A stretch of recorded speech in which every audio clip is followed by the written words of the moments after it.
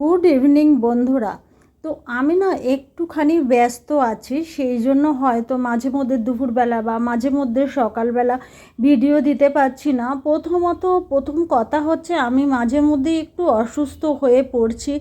আমি বুঝতে পারছি না কেন, তবে অসুস্থ তো আমার হওয়ার কথা, কারণ আমি ভীষণভাবেই অপারেশন থেকেই আমি অসুস্থ। তোমাদের তো আগেই বলা হয়েছে। তো তোমাদের একটা খুব ভালো সুখবর জানাবো, সেটা হচ্ছে আমার ছেলের আইসিএসসির রেজাল্ট কালকে বেরিয়েছে। তো আমার ছেলে 89% পেয়েছে এবং 7টা বিষয় 80-র ওপরে আছে। সেই জন্য আমি ভীষণ আনন্দিত এবং গর্বিত। সত্যি কথা বলতে কি, ভীষণই কষ্ট করেছি আমি। জীবনে যেরকম কষ্ট করেছি তেমনি আমি গত 1.5 বছর আগে যে রোগের থেকে আমি ভুগছিলাম, যে রোগে, তো তাতে ওরা যেভাবে আমাকে হেল্প করেছে বা যেভাবে আমার পাশে ছেলে মেয়ে আমার বর ছিল, সেই জন্য মানে আজ বোধহয় আমি ফিরে এসেছি। তো তার মধ্যে থেকেও যে আমার ছেলে এত ভালো রেজাল্ট করেছে, সেই জন্য আমি সত্যিই গর্বিত এবং ভীষণভাবে আনন্দিত। তো তোমাদের কাছে আমার একান্ত অনুরোধ যে তোমরাও একটু আমার ছেলেকে উইশ করো, তাহলে ভীষণই ভালো লাগবে। কারণ হচ্ছে যে আমি তো নয় জীবনের সঙ্গে লড়াই করে আজকে বেঁচে এসেছি, কিন্তু ওরা যে আমার সঙ্গে সেই লড়াইয়ে যে ওরা যে সমানভাবে আমার সঙ্গে সঙ্গ দিয়েছিল, তার জন্য তোমরা একটু ধন্যবাদ জানাও ওকে, যে তার মধ্যে থেকেও যে ও পড়াশোনা করে ভালো রেজাল্ট করেছে, তো হয়তো আরও ভালো রেজাল্ট করতে পারতো। তো সে করেনি, কারণ হচ্ছে দেখো এখনও পর্যন্ত আমার রোগ হয়তো কতটা ভালো হয়েছে আমি সঠিক জানি না, ওটা ঈশ্বরই জানে। কারণ আমার যে রোগ সেটা ভালো হওয়ার কথা নয়, কিন্তু তা সত্ত্বেও আমি বলি আমি মোটামুটি এখন ভালো আছি। পরে কি হবে আমি জানি না, আর কতদিন বাঁচবো আমি সেটাও জানি না।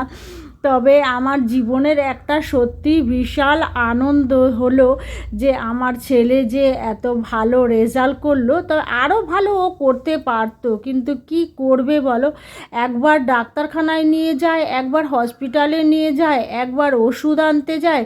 তো এরকমের মধ্যে দিয়েই পড়াশোনা চলছে এবং পরীক্ষার মধ্যেও আমি অসুস্থ হয়ে পড়েছিলাম।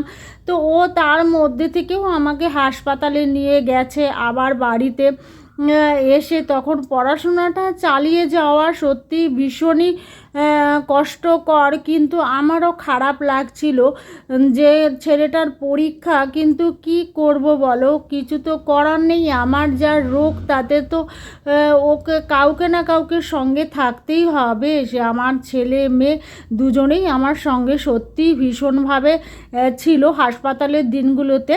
তো আমার বড় ছিল অবশ্যই, কিন্তু আমার বরের তো চাকরি আছে, তো চাকরি তো আর সেটা শুনবে না বলো, সেটা কারণ হচ্ছে চাকরি থেকে যদি বেশি দিন কামাই করে তাহলে হয়তো ছাঁটাই করে দেবে হয়তো, তারপরে আমরা কি খাবো সেই কথা চিন্তা করে আমরা ওর অফিসে যেতে হয়। তো সেখানে কিছু করার নেই। তো আর আমার ছেলের এরপরে আমি ভর্তি করব 11-এ, তো এখন আইসিএসসিতে পড়তো আর কি। এবারে ওকে 11-এ আমরা যেটা ভর্তি করব ভাবছি সেটা হচ্ছে WB ওয়েস্ট বেঙ্গল বোর্ডে আমরা দিয়ে দেব। কারণ হচ্ছে এর থেকে বেশি আমরা আর কিছু পারবো না, কারণ আমাদের কিছু অসুবিধা আছে, যার জন্য ওকে আর আইএসসিতে দিতে পারবো না। ওটা আমাদের একটা কিছু অসুবিধা আছে, যাই হোক সব কথা তো আর বলা যায় না বলো, সেই জন্য বলতেও পারছি না তোমাদের। তো আমার ছেলে একটুখানি কষ্ট পাচ্ছিল, খালি বলছে একই স্কুলে পড়বে, কিন্তু ওর বাবা বলল না বাবা, এরপরে তুমি যদি হায়ার স্টাডি করো তখন তো আমাকে সেটাও করতে হবে, আর চাকরির তো বেশি দেরি নেই আর রিটায়ারের, কারণ হচ্ছে আর মাত্র হাতে আছে 2.5 বছর থেকে 3 বছর। তো যা করার এর মধ্যেই করতে হবে, সেই জন্য হায়ার সেকেন্ডারিটা ওর বাবা বলল এখানেই ওয়েস্ট বেঙ্গল বোর্ডেই তুমি পড়ো, তবে ইংলিশ মিডিয়ামই, সেই জন্য ওকে এখানেই আমাদের এখানেই ওয়েস্ট বেঙ্গল বোর্ডে ওকে ভর্তি করিয়ে দেব। তো ইচ্ছা থাকলেও উপায় থাকে না কিছু কিছু সময়, তো কি করব বলো। আর বেশি কিছু তোমাদের তো বলা যাচ্ছে না। ফ্ল্যাটে গেছি, আর ফ্ল্যাটের এই বাচ্চাটা, পাশের ঘরের বাচ্চাটা দৌড়ে এসেছে, এসে কি সুন্দর এসে খেলা করছে, আমার ছেলের সঙ্গে খেলছে, খুব আনন্দ পেয়েছে। আর ওর দিদা তো বলল ভালোই হয়েছে তোমরা পাশে আছো, আমার নাতি এসে এখানে দৌড়ে চলে আসবে তোমার ছেলের সঙ্গে খেলতে। আমি বললাম আমার ছেলে তো এটা ভীষণ ভালোবাসে, আমার ছেলে আপাতত কাজ করছে, কী কাজ করছে যেন, সেটা হচ্ছে ঝাড় দিচ্ছে। আমার মেয়ে বলছে মা ভাই কত সুন্দর কাজ করতে শিখে গেল, দেখো কীরকম ঝাঁটা কোথা থেকে একটা জোগাড় করে ঝাড় দিচ্ছে। তো এই সমস্ত কাণ্ডকীর্তি দুজনের দেখছিলাম। আর বাচ্চাটা ছোটো ছোটো কাগজের কুটি করছে, সারা ঘরের মধ্যে দিচ্ছে, আর খুব আনন্দ পাচ্ছে। আর আমরাও সামনে দাঁড়িয়েছিলাম সেই জন্য। আর ফ্ল্যাটটা, এই ফ্ল্যাটটা আমরা কিনেছি মানে আমার বহু দিনের শখ ছিল। তোমাদের আগেও কথা বলেছি যে আমার বরকে আমি একদিন বলেছিলাম যে আমার মরার আগে হলেও তুমি আমাকে একটা ফ্ল্যাট কিনে বা বাড়ি আমাকে করে দেখিও, কারণ হচ্ছে আমি নতুন বাড়ি বা নতুন ফ্ল্যাট কিছুতে একটা থাকতে চাই, কারণ যে বাড়িতে আছি সে বাড়িটা অনেক বছর আগের পুরনো। বর্ষাকালে ভীষণ জল ঘরের মধ্যে ঢুকে যায়, টয়লেটে যাওয়া যায় না, জল জমে ওপরে উঠে যায়, যার জন্য না ভীষণ অসুবিধা হয় আমাদের।